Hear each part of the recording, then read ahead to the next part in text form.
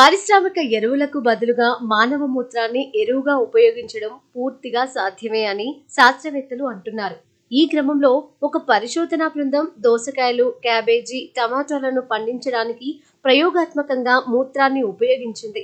మూత్రాన్ని ఎరువుగా రీసైక్లింగ్ చేయడం వల్ల పారిశ్రామిక దేశాలలో వ్యవసాయం ఇంకా మురుగునీటి శుద్ధి మరింత స్థిరంగా ఉండటమే కాకుండా ఆహార ఉత్పత్తిని పెంచడం సాధ్యం అవుతోంది.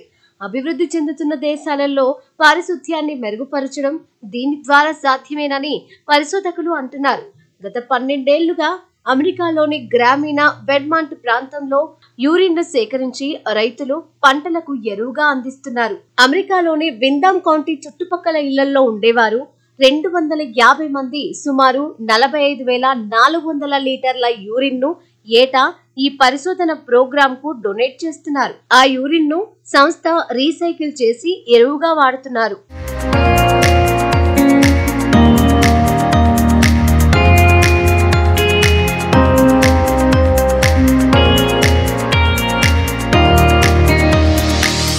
ఆ మాటకొస్తే చరిత్రలోకి వెళ్తే ప్రాచీన చైనా, రోమ్లలో వ్యవసాయంలో మూత్రాన్ని ఎరువుగా వాడినట్లు రికార్డులున్నాయి. వ్యవసాయంలో మూత్రం వినియోగించడం వల్ల బచ్చలి కూర లాంటి పంటల దిగుబడి 2 పైగా పెరుగుతుందని, సారవంతం కాని భూముల్లో కూడా దిగుబడులను మెరుగుపరుస్తుందని ప్రస్తుత శాస్త్రవేత్తలు కనుగొన్నారు.